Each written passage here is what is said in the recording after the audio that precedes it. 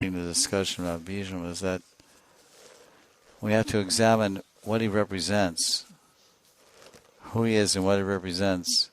He represents a very important power, the power of sense control, the power of celibacy.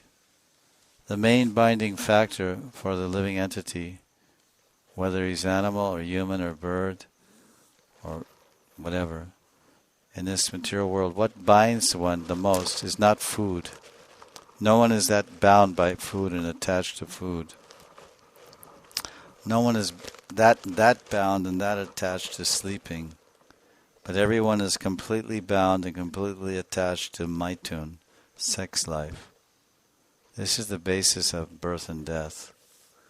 Once Prabhupada, he was speaking, our Gurudev was speaking, and he said that 50% of spiritual advancement or perfection, we can realize God 50%, like half, simply by being celibate, by brahmacharya, no sex.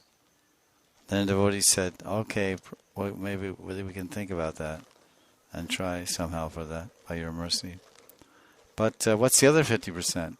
And Prabhupada smiled and said, chanting Hare Krishna and taking prasad. Haribo.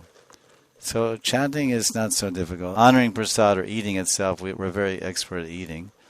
So modify our eating to make it only Krishna prasad, pure vegetarian foodstuffs offered to Krishna, sattvic, ahara. So that is our eating.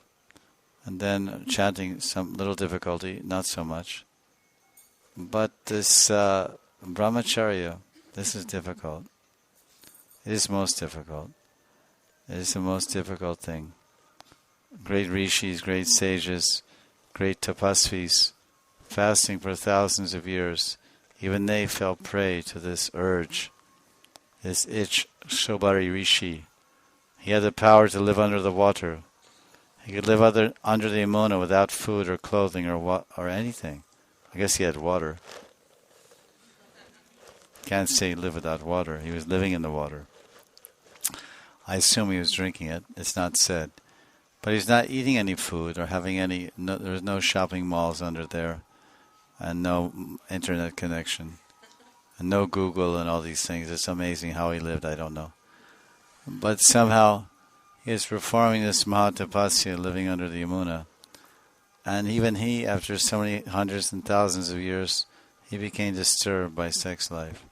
And he fell down. So it's not by yoga, not by tapasya, not by personal endeavor or sense control. It's only by mercy. So therefore, when we come across a personality, one of these great personalities of the Vedic history, you can say Indian history, Mahabharata, grandfather Bhishma Pitamaha, we see what is his speciality. There are many great heroes, the Panch Pandavas, and they had so many sterling devotional qualities and complete dedication and surrender to God, to Krishna. They were his parishads and pure devotees. They went through hell. Kunti suffered like anything. Draupadi suffered like anything.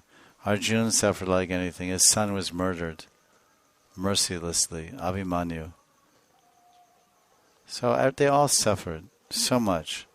Why? They're God's devotees. They're Krishna's pure devotees. And they suffered to teach, to show the depth of pure bhakti. They never gave up loving Krishna. They never blamed Krishna. They thought this is all Krishna's mercy, to intensify our attachment, to deepen our loving relationship with Him. He's testing us. We don't care. So this is an interesting arrangement that they're teaching the Pandavas. Now Bhishma's teaching is his virility, his viraras. And this will be told in Bhagavatam. I have some more to say from Bhagavatam. Because we've been observing this Bhishma Panchaka for 25 years. We started in 1987. And so it's nice. I never really presented the class in this particular way, but Bhishmadev inspired me. So I'm seeing that the speciality which is beneficial for all of us is his particular point. He was a lifelong brahmachari.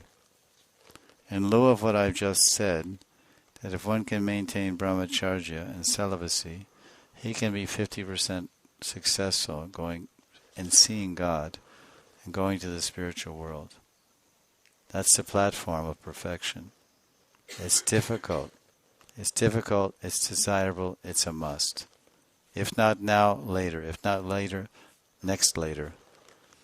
Next later is next life. It must happen, otherwise, no perfection.